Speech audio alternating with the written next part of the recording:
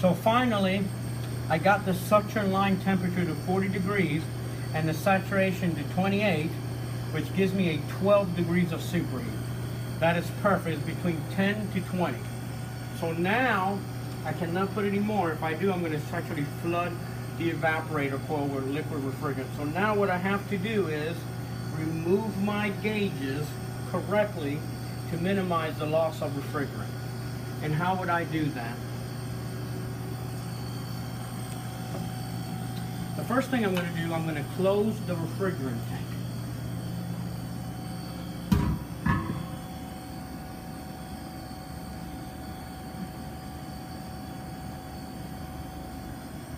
The second thing I'm going to do is remove my red hose.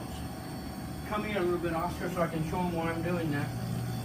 See, on the red hose, we have a device called a low loss fitting.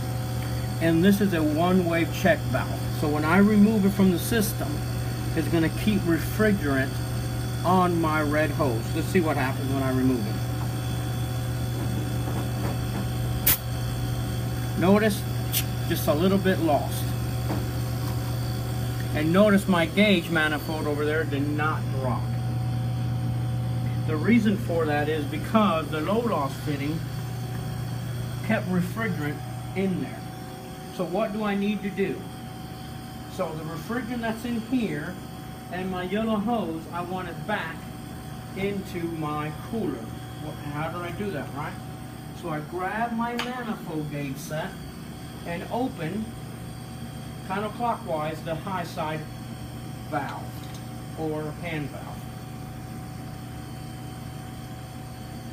And I'm going to do the same to the low side. Let's see what happens to the low and high side pressure when I do that.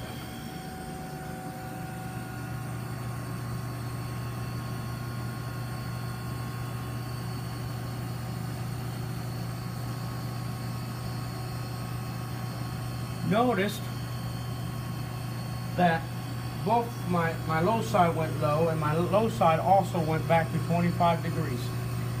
Pressure. When both these sides read the same pressure, I close my gauges.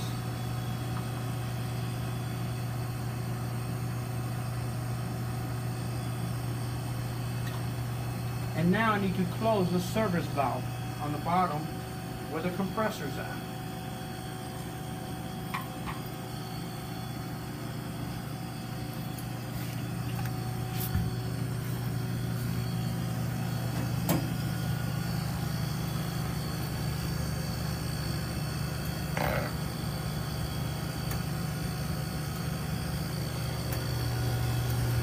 The ice is gone from that suction. Yep.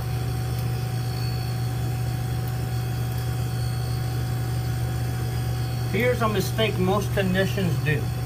Remove the blue hose right away. Here's why I don't like doing it. That valve that I just closed has 3 positions. Back seat, which is the normal position, or in the normal position not to read pressure. Mid-seat position means that the system can still operate, but you can read pressure. And front seat position blocks the refrigerant flow. But if I get the positions wrong and I remove my hoses, I'm going to have the classroom or the shop or the unit bleed all the refrigerant or purge all the refrigerant into the atmosphere. So what I like doing, I like checking my work. So I loosen the yellow hose on the tank. And I'm going to open the blue side. If I closed it, it should go down. If it stays up, then I did something wrong. Notice how it dropped. That means now it's safe for me to remove my blue hose.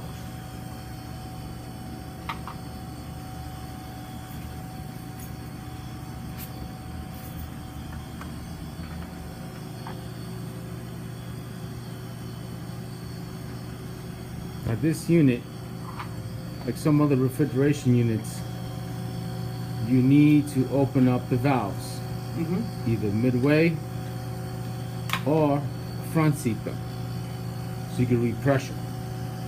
But you do not want to leave them closed, because if you leave them closed, guess what's going to happen? you're not going to have any refrigerant going into your compressor and eventually go out. So always watch what you do. Anything else to add to that, Raul? Sorry, buddy? Anything else to add to that? Yeah, you have to make sure that you put it in the right position, because if you put it in the front seat position, not only when you remove your hose, you can lose the refrigerant charge, you can burn the compressor up because it's not receiving any refrigerant to cool down the windings.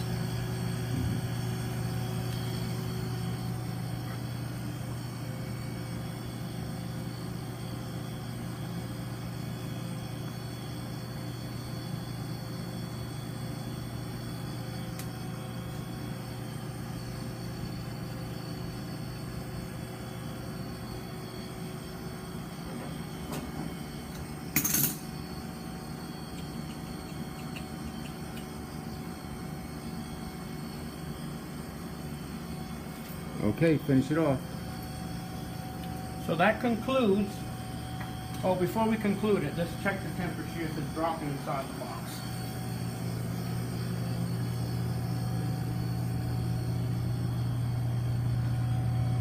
Yes, it is. It's actually to 53 degrees. We started at 70.